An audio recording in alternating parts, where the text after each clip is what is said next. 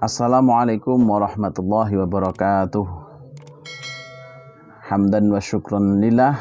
Allahumma sholli ala sayyidina Muhammad wa ala ali sayyidina Muhammad. Anak-anakku yang saya hormati, pada video kali ini akan saya sampaikan materi pendidikan agama Islam dan budi pekerti kelas 7 bab kewajiban menuntut ilmu. Bagaimana kabar kalian semuanya? Sehat ya? Semoga yang mendengarkan video saya ini, yang menyimak dengan benar, diberikan kesehatan oleh Allah Subhanahu wa taala dan diberikan ilmu yang bermanfaat. Nah, dalam materi kali ini ada dalil-dalil Al-Qur'an dan hadis tentang kewajiban menuntut ilmu.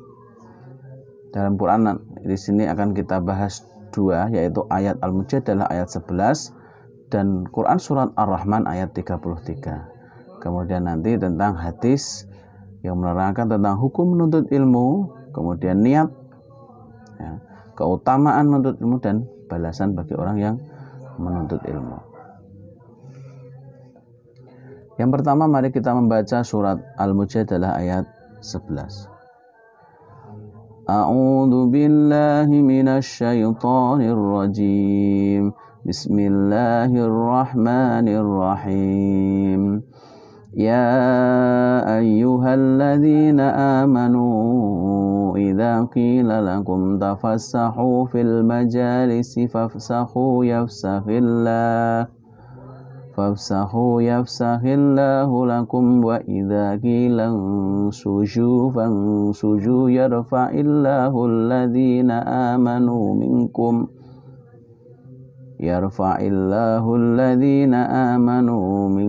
walladhina utul ilma darajat wallahu bima ta'maluna khabir. Hai orang-orang yang beriman, apabila dikatakan kepadamu berlapang-lapanglah dalam majelis, maka lapangkanlah. Niscaya Allah akan memberi kelapangan untukmu. Dan apabila dikatakan berdirilah kamu, maka berdirilah. Niscaya Allah akan meninggikan orang-orang yang beriman di antara kamu dan orang-orang yang diberi ilmu pengetahuan beberapa derajat. Dan Allah Maha mengetahui apa yang kamu kerjakan. Dalam Quran surat Al-Mujadalah, Allah menerangkan bahwa memerintahkan kepada manusia untuk menuntut ilmu dalam sebuah majelis. Berlapanglah dalam sebuah majelis untuk menuntut ilmu. Kemudian Allah berjanji pada siapa orang yang menuntut ilmu akan mengangkat derajat manusia. Janji Allah akan mengangkat derajat manusia apabila manusia tadi mampu atau mau melaksanakan 3 syarat, yaitu beriman,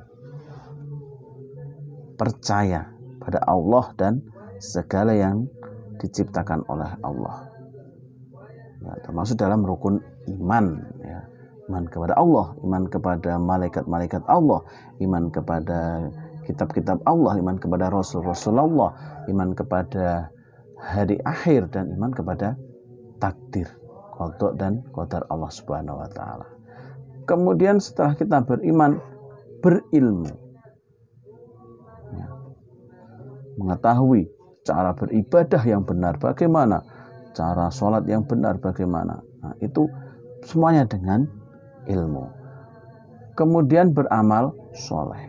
Kita sudah punya ilmunya, maka kita amalkan, kita terapkan.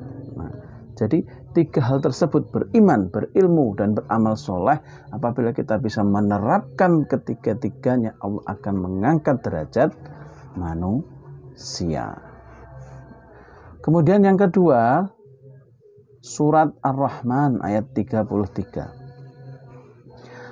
A'udzu billahi minasy syaithanir rajim. Ya ma'syaral jinni wal insi in istata'tum an tanfudhu an tanfudhu min aqtaris samawati wal ardi fanfudhu la tanfudhuna illa bisultan.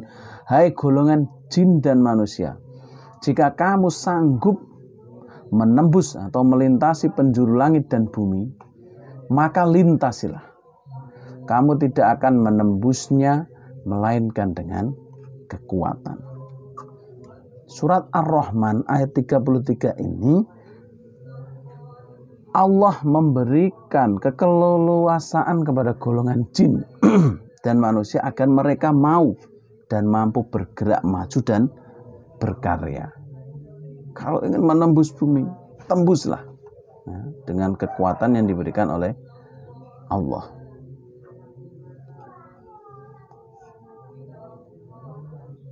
Ilmu pengetahuan dan teknologi menjadikan syarat bagi terwujudnya kemudahan-kemudahan di dunia ini.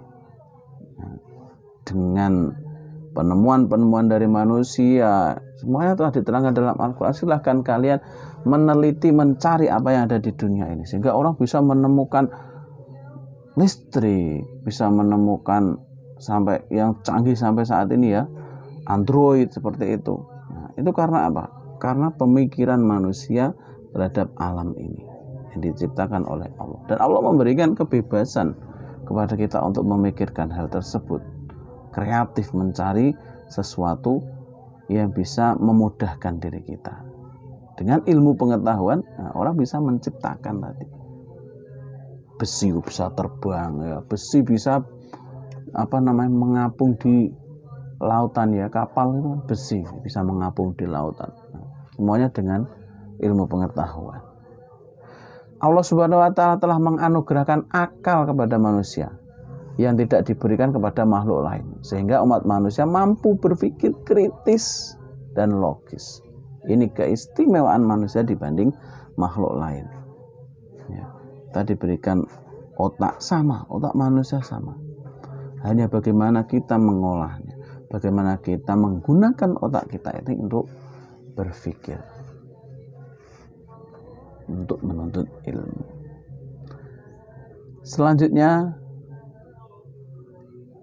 hadis tentang hukum. Ya, hukum menuntut ilmu itu apa? Diterangkan dalam hadis riwayat Ibnu Majah, an Anas bin Malikin qala Rasulullah sallallahu alaihi wasallam, thalabul ilmi faridatun ala kulli muslimin. Thalabul ilmi faridatun ala kulli muslimin. Menuntut ilmu itu hukumnya adalah wajib bagi setiap muslim. Artinya semua orang Islam ya, menurut Rasulullah, dituturkan oleh Rasulullah bahwa wajib hukumnya menuntut ilmu. Kemudian keutamaan menuntut ilmu. Hadis riwayat Tirmidzi, an Anas bin Malik qala Rasulullah sallallahu alaihi wasallam, man kharaja fi talabil ilmi fahuwa fi sabilillah hatta yarji'. Barang siapa pergi menuntut ilmu, maka sama artinya itu dia sedang berjuang di jalan Allah sampai dia pulang. Kalau menuntut ilmunya di rumah, daring, sama. Ketika kita mengikuti pelajaran yang diberikan oleh Bapak Ibu guru, ya, dengan niat ikhlas, ya, niat melaksanakan kewajiban mencari ridho Allah Subhanahu wa Ta'ala, maka kita sudah dinilai berjuang di jalan Allah. Jadi niatnya ditata. Ketika kita mengikuti pelajaran dari Bapak Ibu guru, niatkan dalam diri kita, kita melaksanakan kewajiban kita sebagai seorang muslim, yaitu menuntut ilmu. Kemudian kita mencari ridho Allah Subhanahu wa Ta'ala. Itu niatnya, melaksanakan kewajiban dan mencari ridho Allah Subhanahu wa Ta'ala. Kemudian apa balasan bagi orang yang berilmu? Ya. Dalam hadis riwayat Abu Dawud diterangkan, an Katsir bin Qais qol sami'tu Rasulullah sallallahu alaihi wasallam qala man salaka tariqan yatlubu fihi ilman salakallahu bihi thariqan min turukil jannah. Barang siapa menempuh perjalanan untuk menuntut ilmu, maka Allah akan memudahkan baginya jalan-jalan menuju surga. Ketika kita sudah menata niat kita melaksanakan kewajiban untuk menuntut ilmu, mencari ridho Allah, kita pergi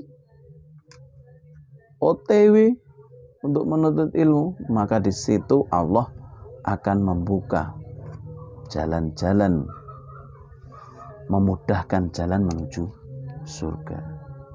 Poinnya tadi, niatnya harus ditata, niatnya yang tulus, melaksanakan kewajiban sebagai seorang muslim, yaitu menuntut ilmu dan mencari ridho Allah Subhanahu wa ta'ala.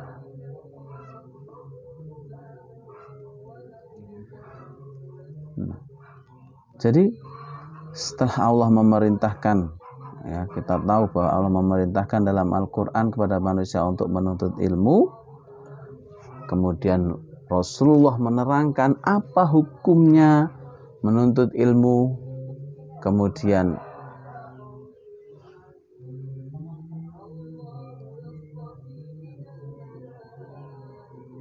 Rasulullah menerangkan, ya, bahwa orang yang menuntut ilmu bahkan berjuang di jalan Allah. Ya. Kemudian Allah juga menerangkan bahwa orang, ya, Nabi Muhammad SAW bersabda tadi, menerangkan bahwa orang yang menuju jalan menuntut ilmu, maka Allah akan memudahkan jalannya menuju surga. Nah, dari yang kita pelajari tadi, Quran surat Al-Mujadalah ayat 11, kemudian Ar-Rahman ayat 33, dan hadis-hadis tentang menuntut ilmu, dapat kita simpulkan, ya, bahwa untuk mencapai tujuan kita, yaitu mendapatkan sebuah ilmu, maka yang pertama kita lakukan adalah niat. Niat kita melaksanakan kewajiban kita sebagai muslim. Niat untuk mencari ridho Allah Subhanahu wa ta'ala. Kemudian kita bisa melaksanakan beberapa cara agar kita mendapatkan ilmu yang kita pelajari. Yang pertama adalah rajin membaca, ya, pada waktu luang. Kemudian bertanya kepada orang yang lebih tahu apabila kalian mengalami kesulitan. Bertanyalah. Bertanya kepada bapak ibu guru. Silahkan, ya. Kita sudah punya fasilitas WA, ada di grup atau bisa jalur pribadi, ya, untuk menanyakan sesuatu ilmu yang belum kita pahami. Kemudian untuk mendapatkan ilmu kita juga wajib rajin berlatih, mencoba dan terus mencoba, itu adalah salah satu syarat. Kemudian berani berpikir kreatif, tidak takut, ya, berpikir kreatif, dikembangkan pemikirannya. Jangan takut, kalau salah ya minta maaf. Nah, kalau salah tanya, apakah pemikiran saya seperti ini benar? Nah, kalau salah nanti ada yang meluruskan. Yang penting apa? Tetap dalam menuntut ilmu harus memiliki guru. Harus ada orang yang membimbing, baik secara langsung maupun bisa seperti saat ini secara virtual, tapi kita tahu bahwa ada gurunya. Kemudian salah satu kunci mengasah ilmu pengetahuan adalah dicatat dan ditulis. Nah, ini penting karena apa? Otak manusia itu memikirkan banyak sekali hal yang kita pikirkan, sehingga kadang-kadang kita lupa. Maka agar kita tidak lupa, ketika guru menerangkan atau kita mendapatkan sebuah ilmu, itu ditulis, dicatat di buku catatan atau di smartphone kalian, ya, bisa. Jadi itu, setelah kita mempelajari tentang kewajiban menuntut ilmu, yang harus kita dapatkan di sini adalah yang paling utama adalah niat kita ikhlas, ya.